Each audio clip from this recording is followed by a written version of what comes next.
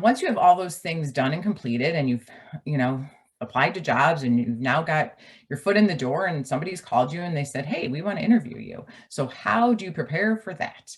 So interviews today are Zoom. They're automated, which is a new thing, and then in person. And they're all common and they're all possible. And you just need to be prepared for any of those scenarios. And these automated interviews, it's really just talking to a computer. It's like you're on Zoom, but you're like talking to a robot sort of thing. And I know several people that have done that recently, and I'm sure it feels weird. But I would just say approach it like you would a Zoom or an in-person interview. Be prepared, speak clearly, and we'll talk about that, all the things that you need to do in order to be prepared for any of these interviews, and they're all very similar. So what's your attire? Your attire and etiquette. You need to be, you know, early, and on time to me is 5 minutes early. So 5 to 10 minutes early, log on, show up at the location, log on, you know, no more than 5 minutes early, I think is perfectly fine for an online interview. Dress neatly and appropriately. Make sure if you're sitting, have your hands in your lap, your 2 feet on the floor. Be polite, try and smile. You know, it's the Zoom attire. So they're only going to see you from, you know, maybe chest up, waist up, and just make sure that you look neat and clean. Most importantly, have maybe a notebook handy and a pen.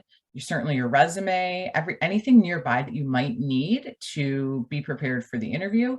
And then what do you do before the interview? You want to research the company. You want to have questions prepared.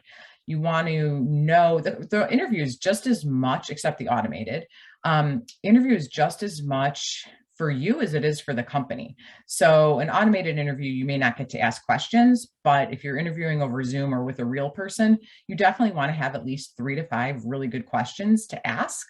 And they can be specific to the job, specific to the company. It's always nice to ask something about the interviewer. How long have you been with the company? What do you like most about working here? Or, you know, what is your favorite thing about working at this company?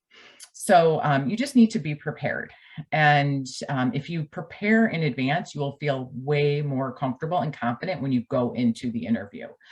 Questions you should be prepared to ask are typically behavioral-based questions. So behavioral-based questions are questions that are going to ask you to give an example of something you did in your past or recent past and describe that, because behavioral-based questions tell the interviewer they don't want to know what you would do. They want to know what you did do, because it's going to give an indication of how you will perform in that job in the future.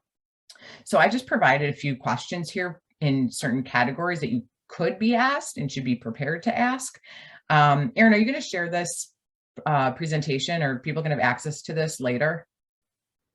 We intend to, if that's Okay, okay. great. So they can come back to this and look at the questions. So I'm not going to read through all of them, but I'll just, you know, read through 1 or 2. But like a question around culture could be, tell me about a time in the last week when you've been satisfied, energized, and productive at work or school. What were you doing? So here they're looking for a very specific example. So, you know, instead of, a lot of people tend to say when I'm interviewing them, well, I would, or I might do that, versus, oh, the last time I felt satisfied is when I just worked really hard on this research paper and, you know, talking through what did happen. So that's really important, is to make sure you're listening to the question and answering the question.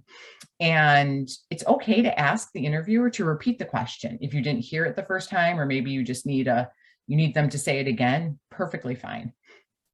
Some other questions that you might be asked could be around leadership, growth potential, or prioritization. So, you know, tell me about a time when you had to juggle several projects at the same time. How did you organize your time? What was the result? So they want you to be specific. They want to know, you know, about a time. You could talk about when you were in class and you had 5 classes going on and you had, you know, all these big projects due within the same week, how you handled that, talk that through, and let them know, you know, how you prepared for it and then how things turned out. So it's always okay to jot down in a notebook or on a piece of paper, you know, the questions, so you can just reference it if you need to. So that's perfectly okay. And then questions that you should be prepared to ask. What does success look like in this position? How does the company measure success? You know, what would I expect? What would you expect for me after I start, after 3 months, or a year or whatever the term of the position is, especially if it's finite, like an internship, find out a little bit more. And these are just sample questions, and these are not, the only questions you should ask. These are just a few examples. Critically important is a thank you.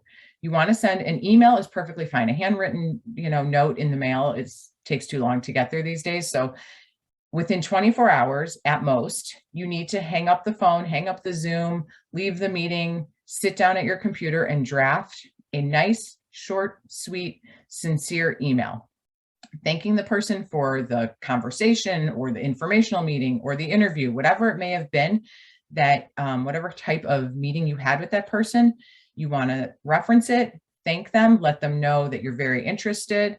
Even if you're not so interested, still thank them and let them know, or ask them when you can expect to hear from them again, or provide your contact information. And as simple as that. But you want to send an email, because you never know, even if you're not interested in the job or the company that you spoke to the person about or interviewed for, there might be something else down the road that you might be interested in. So you want to keep your doors open. You never want to burn any bridges, and you just want to be cordial and polite and gracious. So that's why thank you emails are critically important.